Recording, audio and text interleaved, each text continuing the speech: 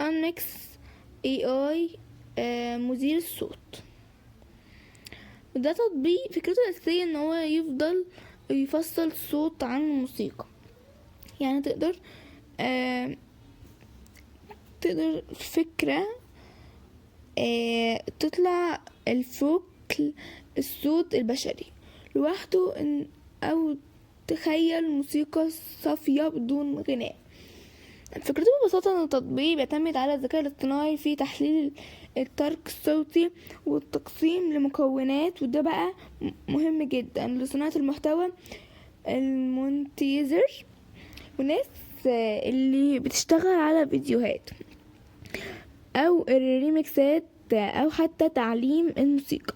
طيب تستخدمه صح ازاي؟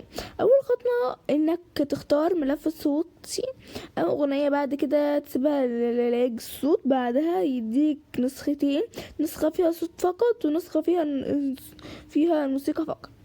اهم نصيحة هنا انك تستخدم ملفات بجودة عالية عشان الانتاج تطلع ادق، وما تعملش عليها في ملفات ضعيفة لانها هيطلع نتيجة مش نظيفة اوي.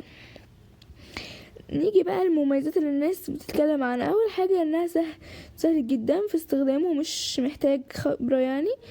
تاني حاجة بيدي نتائج كويسة من فصل الصوت عن الموسيقى في اغلب الحالات. تالت حاجة مفيد لصناعة المحتوى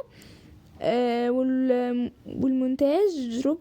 رابع حاجة انه بيختصر وقت كبير بدل برنامج معقد على الكمبيوتر. لكن خلينا اكون صريحة معاك، زي ما اي مراجع محترف من واقع التعليقات ليه ستور، في ناس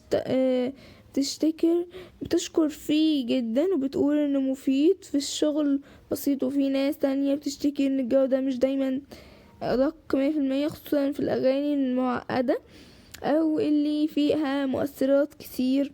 في تعليق مشهور اخد تفاعل كبير جدا بيقول المعنى فكرته حلوة بس مش دايما بيدي فصل نظيف للصوت، وده رأي شريحة مش قليلة. كمان في شكاوي الإعلانات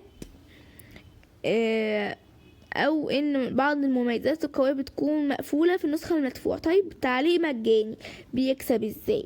ببساطة النموذج الاساسي هو الاعلانات زائد اشتراكات مدفوعة زي التعقيد تقليل بعض الادوات المقدمة.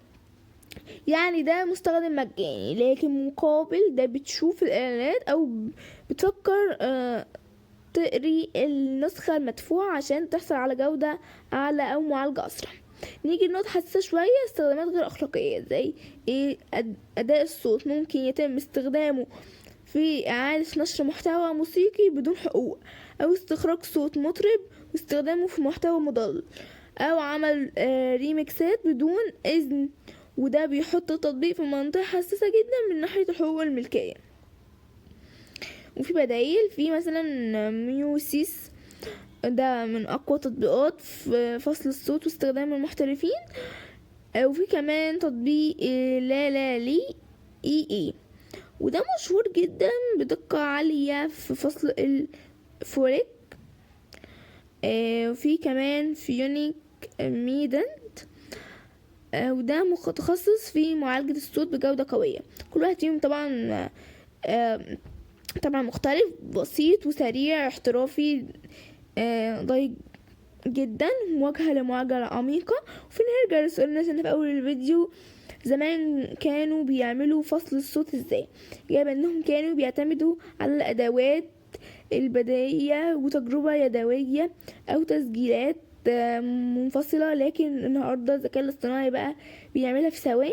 بس السؤال الحقيقي مش ازاي بنعملها، سؤال هو بنستخدمها صح ولا غلط. الفيديو ده فتح لك فكرة جديدة، اعمل لايك في دماغك واشترك في القناة، لان اللي جاي هيخليك تفهم عالم الصوت بشكل اعمق بكتير. بس كده، سلام يا بطل.